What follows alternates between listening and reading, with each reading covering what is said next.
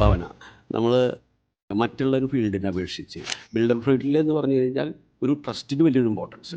Cash കൊടുത്ത് അവർ ലൈഫിൽ ഏറ്റവും അധികം സേവിങ്സ് ആക്കിയിട്ടുള്ള അവരുടെ ഒരു ഡ്രീമായിട്ടുള്ള ഒരു വീട് അത് അവർ അതിനു വേണ്ടി വെയിറ്റ് ചെയ്യാണ്. അത് 3.5 വർഷം വെയിറ്റ് ചെയ്ത് കഴിഞ്ഞാൽ നമ്മൾ കൊടുക്കും എന്നുള്ളത് വലിയൊരു വിശ്വാസമുണ്ട്. അതിൻ്റെ ബ്രാൻഡ് അംബാസഡർ ആവുക. ഓറക്സ് ബിൽഡേഴ്സ് ഫസ്റ്റ് പ്രൊജക്റ്റാണ് ചെയ്യുന്നത്. ഫീൽഡിൽ ഇൻഡസ്ട്രിയിൽ ഫേമസ് അല്ല. അപ്പോൾ അത് ഓട്ടോമാറ്റിക്കലി ബ്രാൻഡ് അംബാസഡർക്കും ചെറിയ അതിലൊരു റിസ്ക് ഫാക്ടർ ഉണ്ട്.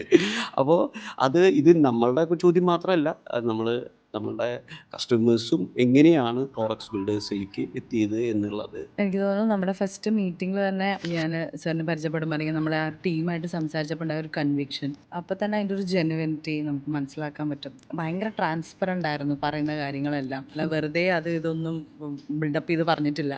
അപ്പോൾ കുറേ നമ്മൾ പ്രപ്പോസൽസ് അല്ലെങ്കിൽ കുറേ അങ്ങനത്തെ മീറ്റിംഗ് കഴിഞ്ഞ ഒരു ടീമിനെ അങ്ങനെ കാണുമ്പോൾ നമുക്ക് ശരിക്കും അതിൻ്റെ വ്യത്യാസം അറിയാൻ പറ്റും. അല്ല, ഇപ്പം ഇതൊരു ട്രാൻസ്പെറൻസിയുടെ കാലഘട്ടമാണ്. തീർച്ചയായിട്ടും ട്രാൻസ്പെറൻ്റ് ആയിട്ട് എന്ത് ഡീലും പോയില്ല എന്നുണ്ടെങ്കിൽ ഫേക്ക് ആണെങ്കിൽ വൺ ഡേ ഇറ്റ് വിൽ തീർച്ചയായിട്ടും. അപ്പോൾ എനിക്ക് തോന്നുന്നു എനിക്ക് ഏറ്റവും കൂടുതൽ അട്രാക്ട് ചെയ്തത് ഈ ഒരു ട്രാൻസ്പെറൻസി തന്നെയാണ്. കാരണം ഭയങ്കരമായ ഒരു അവകാശവാദങ്ങളോ അങ്ങനെ പ്രത്യേകിച്ച് ഒന്നും പറഞ്ഞില്ല.